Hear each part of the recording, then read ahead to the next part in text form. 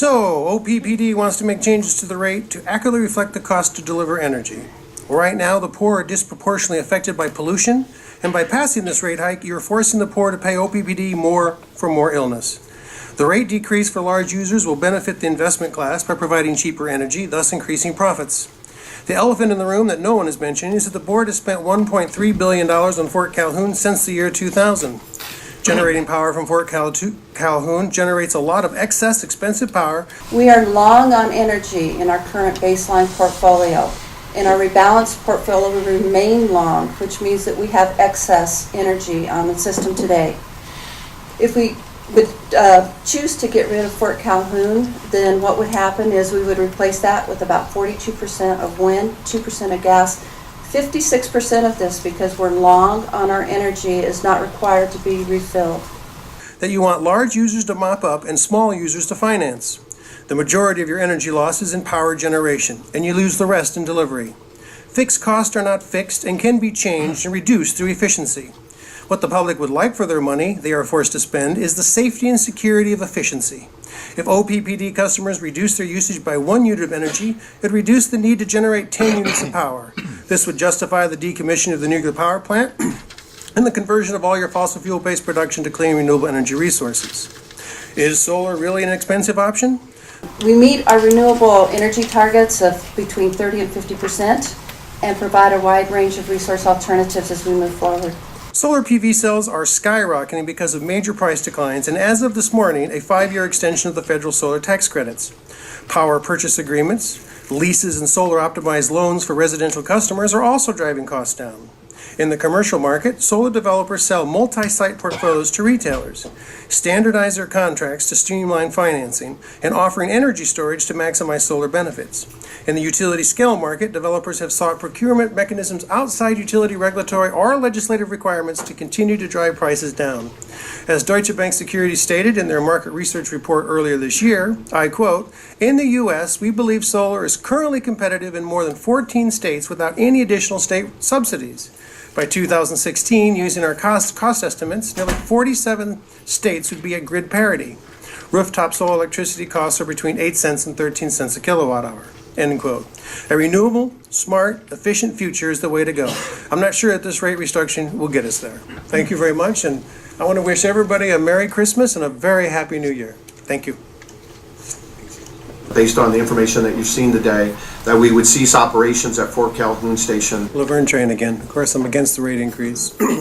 What surprises me is that the board continually says that the management is excellent and smart and wonderful. And then the management gets up and says, what surprised everybody was your current situation. Well, I ran for this board in 92, renewables and efficiency, 2012, 2010 or 8, and all of my discussion with you over the last 20 years has been pointing to this moment. And constantly, this board and this management has said, I was wrong. That we're not going to adopt renewables. We're not going to adopt, that's too expensive, too expensive. Mr. Green, yourself, I've seen you call people down. Well, how are we going to do it? It's too expensive. Well, I don't remember. Well, I've seen you do it, at past board meetings. I've been coming to these for a long time. And so why it surprises professionals in the field that renewable energy prices are cheap, it blows me away. I am a novice hobbyist at this. I don't work in the industry whatsoever. Never surprised me. Knew about it in 92, which is the reason why I ran for this board seat. So you guys have got to get off this. It surprised us because I don't believe one bit. And if it did surprise your management, well, I'd get some new management. I'm against this rate. Based on the information that you've seen today, that we would cease operations at Fort Calhoun Station. It's a 20-year contract, $400 million. They guarantee 2 employees, which is the vice president and the chief operating officer with Exelon Corporation. They do have this but it is just a contract. They are just contractors working at the power plant. And of course, the reason they were brought in originally is because we had failed at being able to run it properly on our own. And so they were dependent upon their expertise because they own a lot of nuclear power plants. So that's the kind of the relationship. But we're only guaranteed 2 employees over the 20-year contract, and it is $400 million. I think it's 5 employees. Thank you. And thank you for joining. Any more information? I've read all of it. Incorrection, it's 5 employees were guaranteed. Read close. I know you got 5, but there's only guaranteed 2. Based on the information that you've seen today, that we would cease operations at Fort Calhoun Station. I have 2 missions today. To raise awareness of yet another hidden danger lurking in the shadows of the Fort Calhoun nuclear power plant, and to insist that OPPD halt storage of nuclear waste in concrete casts until we can be assured that the materials that they are made of can withstand the effects of radiation. Recent studies from UCLA's engineering department have shown degradation of component materials in concrete due to radiation.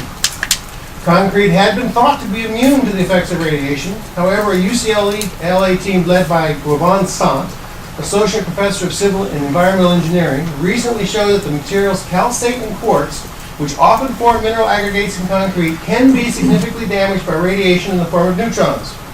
Specifically, radiation alters the atomic structure of such materials, which reduces their chemical durability and can lead to an expansion in volume. Such effects may reduce the durability of the concrete and compromise its structural integrity. It is important to understand how materials and components used in power plant construction may degrade and at what rates, Sant said. Other team members include UCLA researchers from Arizona State University, Oak Ridge National Laboratory in Tennessee, the National Institutes for Standards and Technology, the Idaho National Laboratory, the Electric Power Research Institute based in North Carolina, and Headwards Resources. The research is supported by a $1 million 3-year Department of Energy grant, and it is intended to create a suite of prediction tools to establish the physical and chemical manifestation of radiation damage to concrete. These studies and tools will help OPPD understand and predict and address potential concerns regarding nuclear plant operations and safety and licensing.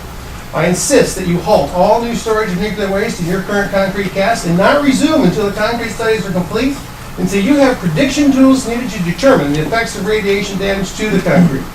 This makes me greatly concerned about Fort Calhoun's concrete dome.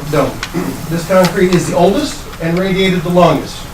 I strongly suggest OPPD cease making nuclear waste and begin the process of decommissioning. Based on the information that you've seen today, that we would cease operations at Fort Calhoun Station commensurate with the outage that's planned in the first part of October. That we would move from the outage plan that we have in place, that we would move from that into a cold shutdown by the end of the year, and work through that, obviously with our operating folks to be able to do that. We will come back to the board in December with the confirmation of our decommissioning methodology and the strategy around that. Again, as we modeled both of those options, none of those change the decision on the previous recommendation, which was to cease operations at Fort Calhoun Nuclear Station.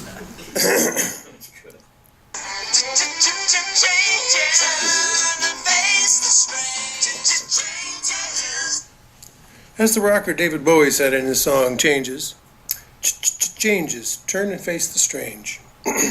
This utility has been doing that this year. New CEO, a new vice president of IT. You're dedicated to 35% wind energy. A new rate structure, unpinning yourself from a centralized, ever-increasing dirty energy business model. Deploying your first smart grid equipment. Closing all your coal plants and retrofitting the rest to the natural gas. But our work isn't done. All these changes are putting you onto the path of a decentralized, clean, and efficient utility. My agenda will be to continue to push for changes such as closing the Fort Calhoun. Based on the information that you've seen today, that we would cease operations at Fort Calhoun Station. Converting to hydrogen gas instead of natural gas for your backup generators. And the deployment of solar energy systems. It's time to turn and face the strange and make those changes. And one little suggestion, $400 million to Exelon. They also do decommissioning, renegotiate that contract. I believe you have $300 million in both your decommissioning funds. That's $700 million of the $800 to $900 million you said it would cost to decommission today. I'd like to have that happen. 10 years to decommission, you can raise another $200, $300 million in that 10 years. Thank you and have a nice day.